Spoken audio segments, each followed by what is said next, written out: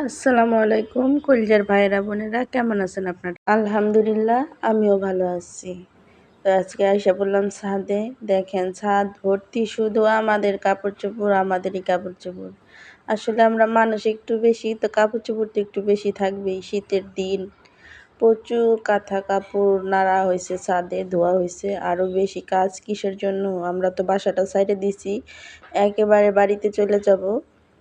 তো যাওয়ার সময় তো ধোয়া পাকলা গোছ গাছ একটু বেশি হয়। তো চলেন আজকে একটু সেইগুলাই আপনাদেরকে দেখাই। তো এই জায়গায় আমি ছাদে এসে পড়ছি কাপড় চোপড় নিতে। একটুখানি ঘোরাও হইলো, ছাদে কাপড় চোপড়গুলো নিয়ে যাওয়া হইলো। বিকেল হয়ে গেছে, সারাদিন অনেক কাজ ছিল, কাজের চাপে ভিডিও করতে পারি নাই। তো এই যে বিকালবেলা নাস্তা খাওয়া হইতেছে। এখানে পুরি আনছে, পুরি খাওয়ার জন্য আমার এই যে ছোট্ট সোনারা রেডি। পুরীর ভিতরে কিছুই দেয় নাই, ওই যে একদম ফাঁকা। কিছু কিছু দোকানের পুরি অনেক মজা লাগে, আর কিছু কিছু দোকানে মানে ভিতরে ডাল না দিয়া এই যে বাইরে ডাল দিয়ে দিচ্ছে, ডাল দিয়া ভরায় খাইতে। আমার এইভাবে ডাল দিয়া ভরায় খাইতে একটু ভালো লাগে না। দোকানের ডাল আমার খাইতে ভালো লাগে না, আমি খাইও না। ওই পুরি সিঙ্গারা একটু খাই দেখে তাই সব কি খাইতে পারি না। তো পুরি যে আমার হুসাইন আইসে খাইতে, হাসান কিন্তু খাইলো না পুরিটাও। যাই হোক, খাওয়া দাওয়া একটু শেষ করে আরও অনেক কাজ পড়ে আছে।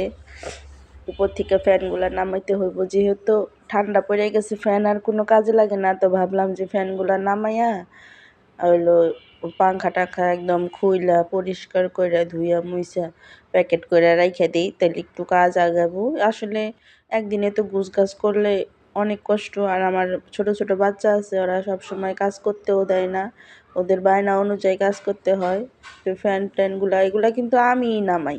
ফ্যানগুলা কিন্তু লাগাইছিলামও আমি, তখন আমি ভিডিও করতাম না তাই দেখাইতে পারি নাই। হ্যাঁ, আমি কিন্তু যাবতীয় সমস্ত কাজ করতে পারি আলহামদুলিল্লাহ। আল্লাহ আমারে সেই শক্তি দিছে আর সাহস দিছে। কারেন্টের কাজটাই কি হয়েছে, আমি কিন্তু ফ্যানগুলা নিজেই লাগাইছি, আবার এই যে দেখেন নিজেই খুলতেছি। আমার কাছে খোলার মতন মানুষ নেই, আমার ছেলে তো অত বড় হয় নাই, তো কে করবে, আমি করি। এই যে দেখেন কিসের উপরে দাঁড়াইছি, এই যে এই ড্রামের উপরে দাঁড়াইয়া তারপরে উপর থেকে ফ্যানটা খুলে নিলাম। একটা পাংখাগুলা আমি খুলছি, তো এটা আমার ছেলে বলতেছে আম্মু দাও, আমি একটু খোলার চেষ্টা করি।